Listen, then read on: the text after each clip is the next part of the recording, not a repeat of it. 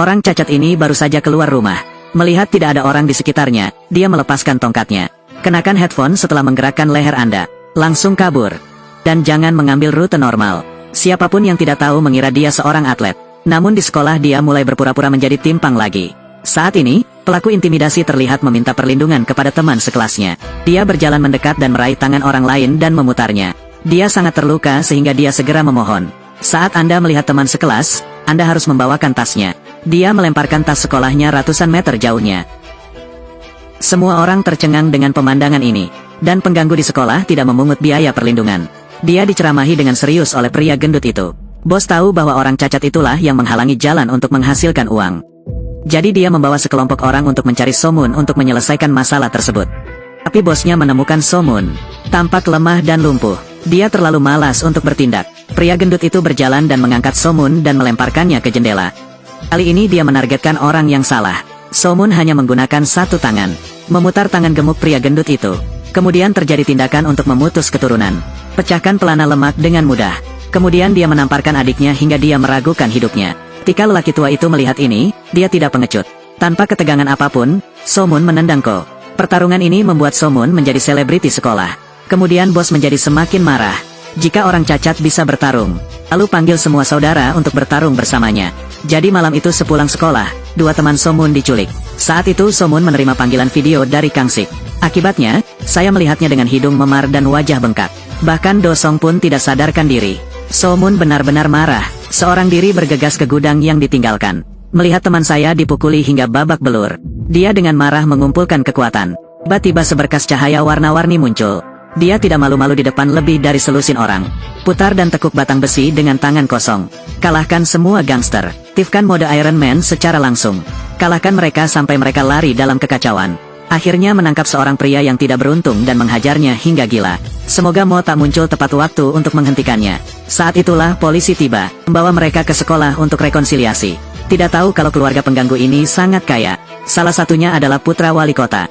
Orang tua menerima kabar dan tiba di sekolah. Wali kota melihat putra kecilnya dipukuli. Pukul seperti kepala babi yang tiba-tiba marah. Pimpinan sekolah gemetar dan meminta maaf kepada wali kota. Ketika dia mengetahui bahwa Somun yang kurus telah mengalahkan puluhan orang sendirian. Mereka semua menunjukkan ekspresi tidak percaya. Wali kota mengira Anda belajar kungfu Tiongkok. Menuntut hukuman yang berat. Biarkan Somun menelepon orang tuanya. Pemimpin sekolah menjelaskan bahwa orang tua Somun telah meninggal dunia. Hanya kakek dan nenek saya yang membesarkan saya. Wali kota, setelah mendengar ini, berkata. Bahkan ketika kakeknya berlutut, dia tidak menerimanya. Somun menjelaskan bahwa pelaku intimidasi itu menindas teman-temannya terlebih dahulu. Namun wali kota yang diktator memberinya pukulan. Mengancam pengemis seperti Somun akan mengakibatkan hukuman penjara. Pada saat ini, kakek Somun juga tampil mendominasi. Katakanlah pihak lain tidak memiliki aset 1 triliun. Beraninya kamu mengucapkan kata-kata berlebihan di sini. Katanya Somun adalah pahlawan yang membawa keadilan. Dan buang senjata kriminal pengganggu sekolah. Minta polisi membandingkan sidik jarinya satu persatu. Akan menuntut pelaku intimidasi di sekolah atas pembunuhan. Saya berbicara, jangan lupa memukul wali kota. Baru kemudian polisi mengetahui identitas lelaki tua itu. Ternyata pimpinan Kim adalah bos sebuah perusahaan terkemuka di industri logistik. Salah satu dari 10 orang terkaya di negara ini. Ketika presiden melihatnya, dia harus memanggil kakaknya. Pimpinan sekolah tidak boleh mengecewakan kedua pihak. Jadi dia menundukkan kepalanya dan bertanya pada Somun apakah dia bisa mundur selangkah. Ketua Kim tidak menginginkan itu. Selidiki masalah ini secara menyeluruh. Untuk pertama kalinya, Somun juga merasakan adanya seseorang yang mendukungnya. Kemudian orang tua itu membawanya pulang. Sebelum berangkat, dia menyuruh Somun menjadi pengusir setan. Ternyata identitas mereka tidak sederhana. Kim kemungkinan besar bertanggung jawab atas logistik tim. Dan Bibi Chu adalah pengasuh di tim. Menyembuhkan tulang secara alami. Mo tak memiliki kekuatan aneh yang bertanggung jawab atas kekuatan. Pisau baja hitam itu bisa patah hanya dengan satu tekukan jari. Hana adalah detektor radar humanoid. Roh jahat dapat dirasakan hingga ratusan kilometer. Dan lakukan penguncian jarak jauh. Saat ini dia merasakan roh jahat mendekatinya. Segera beritahu anggota. Juga mengatakan bahwa ini adalah pertama kalinya dia bertemu dengan roh jahat level 3 sejak pengusiran setan. Mereka bertiga segera berganti seragam tempur. Pemberitahuan penghentian sementara usaha, dan beritahu pengusir setan lain untuk membantu. Tak lama kemudian Hana menemukan roh jahat itu di gang. Lalu halangi dia agar tidak mencapai atap. Namun, roh jahat itu tidak panik sama sekali. Kembali dan lari lurus ke atas. Melompat jarak lebih dari 10 meter. Hana pun tak mau kalah dan mengejarnya. Kemudian keduanya berlari melintasi atap. Roh jahat itu memungut sampah itu dan membuangnya kembali. Saat aku mengejarnya lagi, lawannya sudah menghilang. Tiba-tiba muncul di belakang Hana dan bertanya siapa dia. Hana juga tidak bicara omong kosong. Terbang kembali menendang dada roh jahat itu. Tapi dia tidak terluka, sebaliknya dengan senyum mengejek dia mengusir Hana. Untungnya Mota segera tiba di saat kritis. Sekalipun mereka 2 lawan 1, mereka tidak bisa ditundukkan. Lihat roh jahat dengan auman singa. Meninggalkan mereka berdua terpisah 10 meter. Kali ini, Bibi Chu juga berlari mendekat. Tarik keluar kait pada pintu besi dan buang ke dalamnya. Namun kemampuannya harus ditingkatkan. Roh jahat melihat ini dan melarikan diri terlebih dahulu. Lari ke terowongan. Tanpa diduga, pengusir setan itu menunggu begitu lama. Iblis baru saja memasuki wilayah pengusir setan. Terlempar ke bahunya dan jatuh ke tanah. Kemudian batu itu terbang sejauh puluhan meter. Paman mengandalkan kekuatan spiritualnya untuk menunjukkan kekuatannya. Siap sendirian menundukkan roh jahat. Tanpa diduga, kekuatan mentalnya tiba-tiba menghilang. Kekuatan bertarungnya langsung berkurang. Tidak dapat menyebabkan kerusakan pada roh jahat. Ketika beberapa orang datang, mereka melihat cahaya spiritual telah menghilang. Saat ini, roh jahat menggunakan tongkat besi untuk menjatuhkannya. Tanpa ampun dimasukkan ke dalam dirinya. Kemudian keserakahan menyedot jiwanya. Pada saat ini, cahaya putih keluar dari tubuhnya. Terbang langsung ke langit. Akhirnya langsung menabrak seorang remaja yang mengalami masalah kaki. Biarkan dia terbang ke udara. Mata masih memiliki cahaya biru. Kemudian benda itu jatuh dengan keras ke tanah. Bangun dan melihat rambut, meledak seperti popcorn. Anda juga dapat menghemat uang saat mengeriting rambut. Saya mencuci rambut berkali-kali di rumah dan tidak membantu. Sebaliknya, malah lebih keriting. Yang lebih aneh lagi adalah itu. Tiba-tiba ada beberapa bintik hitam di tanganku. Somun menggosok kuat-kuat dengan sabun. Sabun yang dihasilkan dihancurkan. Ambil sikat gigi dan gunakan sedikit tenaga untuk mematahkannya menjadi 2. Tidak peduli seberapa sering Anda mencuci, Anda tidak dapat menghilangkan noda hitam ini. Saya bertanya-tanya apakah itu disebabkan oleh cahaya itu. Dia mengalami mimpi aneh malam itu. Mendapati dirinya tidur di pantai yang sepi. Tiba-tiba seorang lelaki tua berambut abu-abu muncul di belakang. Bangunkan Somun dari mimpinya. Apa yang terjadi di sini? Esokan harinya dia berjalan pulang dari sekolah dengan tongkat. Namun dihadang oleh para pengganggu. Menyambar tongkat Somun dan menggodanya.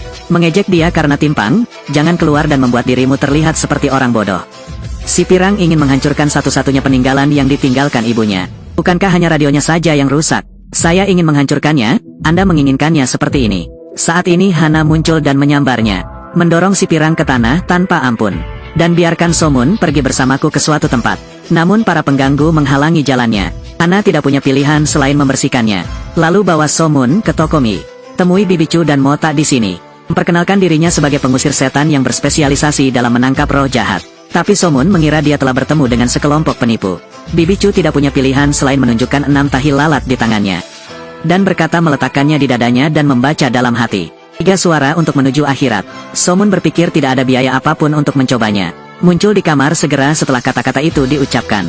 Malaikat pelindung Somun, Wigen, membantunya berdiri. Katakan padanya inilah dunia setelah kematian. Tapi beberapa roh jahat ada di dunia.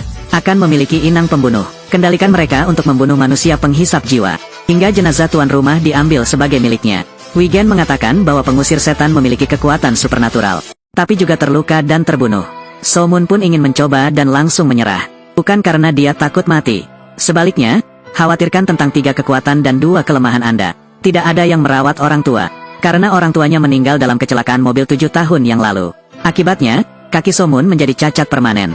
Jadi Wigen memberinya waktu seminggu untuk memikirkannya. Namun, Somun baru saja meninggalkan Tokomi ketika dia menerima telepon dari Kang Sik.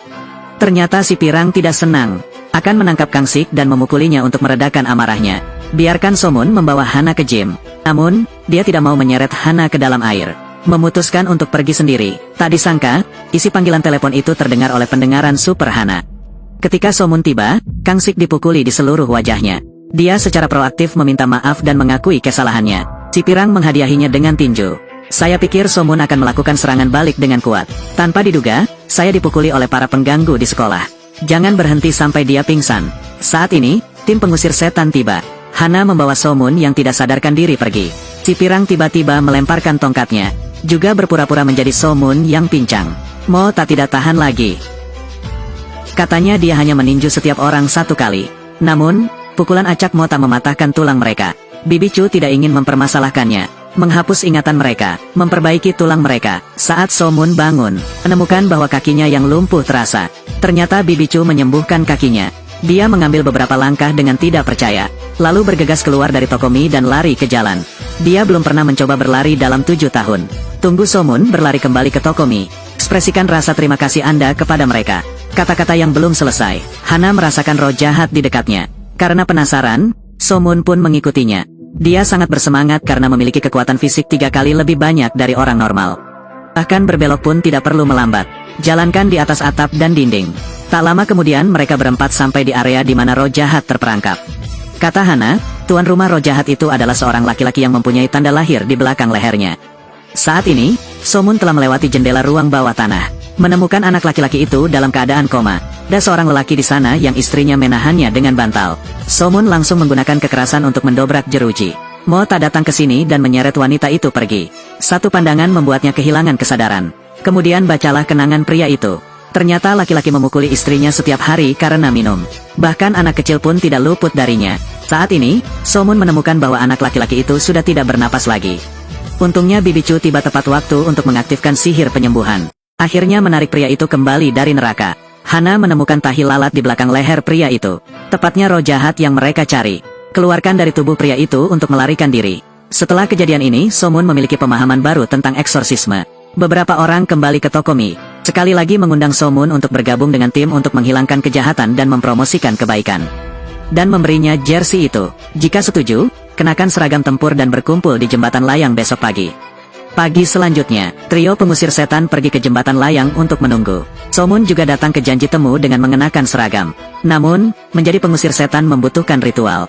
Itu lompat tinggi. Sidik jari di sana milik 3 orang. Somun bertanya-tanya mengapa tidak ada sidik jari dari pengusir setan itu. Oh, tak hanya tersenyum tanpa berbicara. Lalu peras cat biru di tangan Somun. Melihatnya berjuang untuk melompat. Somun sebenarnya menempel di tepi atas jembatan. Ketiga orang itu kemudian membeku. Tampaknya potensi Somun adalah yang terkuat di antara mereka. Dan sidik jari biru di sampingnya menarik perhatiannya. Ternyata pengusir setan itu sangat kuat. Somun resmi menjadi anggota grup. Keesokan harinya dia berangkat ke sekolah seperti biasa. Pengganggu yang ingatannya terhapus kembali mengganggunya. Angkat tanganmu dan berikan tamparan keras padanya. Somun awalnya ingin menanggungnya. Hasilnya adalah tamparan lagi di wajah. Sekarang dia tidak berpura-pura lagi. Sebuah pukulan menjatuhkannya ke tanah. Dia kemudian mengangkat kakinya dan menendang murid juniornya. Selesaikan pertempuran dengan bersih. Peringatkan mereka untuk tidak menjadi sombong di masa depan. Kalau tidak, mereka tidak akan bisa berjalan. Mendengar hal itu, si pengganggu hanya bisa melarikan diri. Mo tak menyebarkan pengetahuan pengusiran setan kepada Somun sepulang sekolah. Pengusir setan dapat meningkatkan kekuatan tempurnya 5 kali lipat di medan perang. Bidang muncul secara acak, dan lama tinggalnya terkadang panjang dan terkadang pendek. Setiap pesulap mempunyai keahlian khusus masing-masing. Itu hanya bisa ditemukan oleh Somun sendiri. Kembali ke toko mie, Bibi Chu mengeluarkan potret roh jahat yang membunuh pengusir setan itu. Akibatnya, Somun nyaris mengalami luka dalam.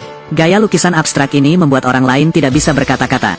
Ini belum selesai. Saat Somun melihat album roh jahat, akhirnya, saya tidak bisa menahan tawa.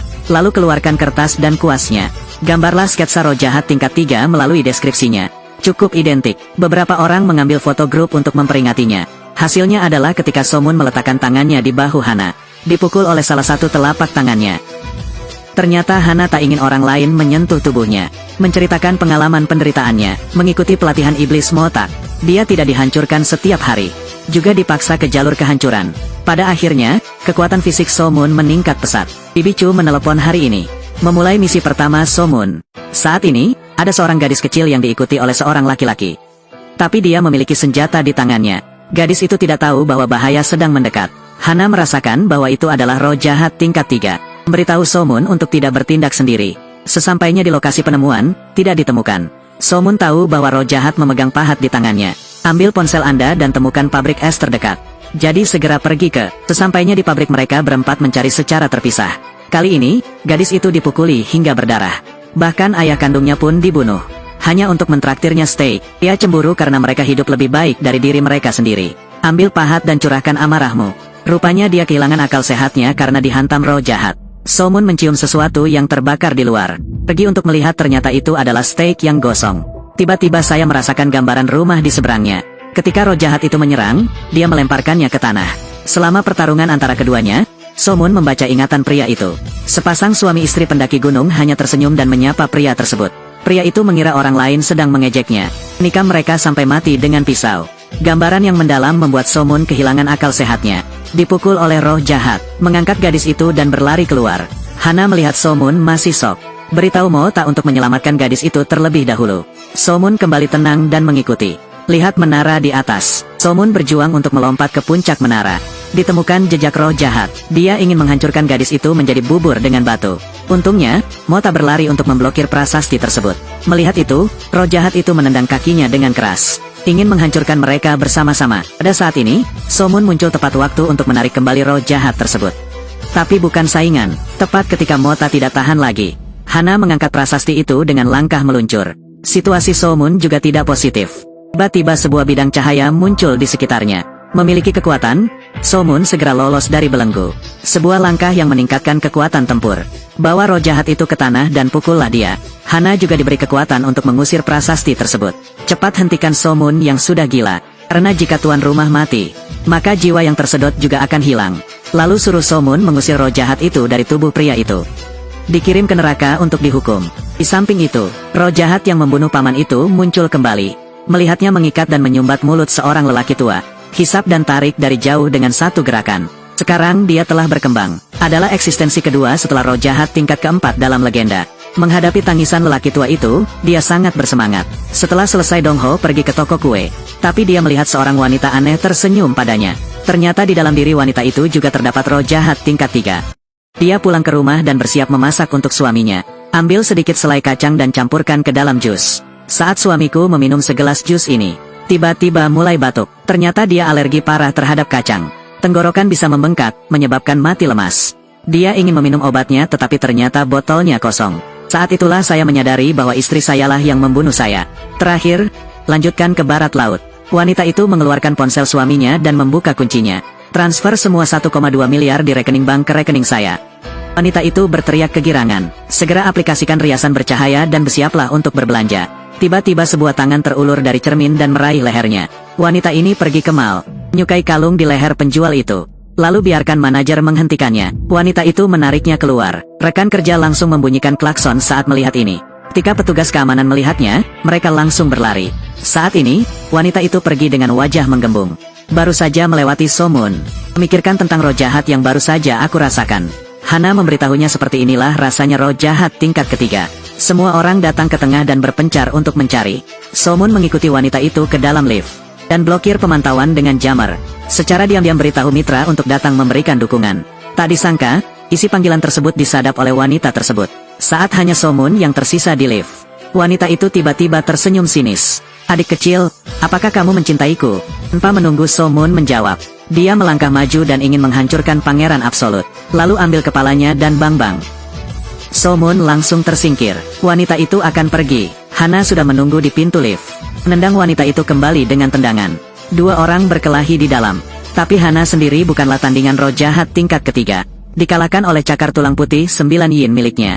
Hana menjepit lehernya dengan gunting kaki. Anehnya, roh jahat itu tidak berbicara tentang seni bela diri. Menggerakkan mulutnya, Hana juga kesakitan. Setelah melarikan diri, dia menekan wanita itu ke dinding untuk menunda waktu. Saat ini, roh jahat melepas sepatu hak tingginya. Berbaliklah dan itu sukses. Hana tidak memiliki kekuatan untuk memblokirnya saat ini. Lalu biarkan dia tetap di udara. Membaca masa lalu Hana yang menyakitkan. Menyaksikan sebuah keluarga beranggotakan 4 orang diracun sampai mati. Tapi dia satu-satunya yang selamat. Saat itu pintu lift terbuka. Sekarang giliran Mota yang tampil. Maju dan pukul wanita itu dengan pukulan keras. Saya mendengar bahwa penjaga keamanan membawa polisi. Mota tidak punya pilihan selain menghentikan pengusiran setan. Serahkan wanita itu ke polisi. Diskusikan rencana untuk menangkap jiwa jahat ini. Di samping itu, roh jahat tingkat 3 Dongho ditendang dengan kejam oleh seorang pria. Karena pria itu adalah ayah angkat yang disegani. Ternyata lelaki tua yang dibunuh itu sebelumnya pernah menghina wali kota. Jadi dia memerintahkan ayahnya untuk memberi pelajaran pada orang tua itu. Tanpa diduga, Dongho tidak bisa bertahan dan membunuhnya. Wali kota yang rencananya diganggu mengungkapkan kemarahannya. Memerintahkan ayah angkatnya untuk diam-diam membuang Dongho. Padahal Dongho adalah anak angkatnya. Tapi untuk kedepannya saya hanya bisa menolak kerabat. Mengeluarkan senjatanya dan membidik Dongho. Tiba-tiba tangan itu tiba-tiba kehilangan kendali. Mereka tidak tahu kalau roh jahat di tubuh Dongho sedang menggunakan kekuatannya. Andai saja ayah angkatku memang seperti itu, maka jangan salahkan dia karena tidak adil. Tembakan itu mengakhiri hidup ayah angkatnya. Di sisi lain, Mo Ta sedang menyelidiki sebuah kasus 7 tahun lalu. Ketika So-moon melihat informasi di atas meja, dia tercengang. Ada foto di sana, video yang sama dari ponsel ayahnya. Ingat, Mo Ta mengatakan beberapa polisi meninggal saat bertugas dalam kasus ini. Bukankah kecelakaan mobil orang tuamu adalah sebuah kecelakaan? Mo Ta tahu dia tidak bisa menyembunyikannya. Harus dikatakan bahwa orang tua So-moon dibunuh. Hana dan Bibi Chu juga mengetahui hal ini. So-moon menyalahkan mereka karena tidak memberitahunya. Hana mengatakan dia tidak berniat membaca kenangan So-moon. Mengetahui bahwa So-moon melihat pembunuhnya saat itu. Hanya tidak ingin melalui pengalaman menyakitkan itu.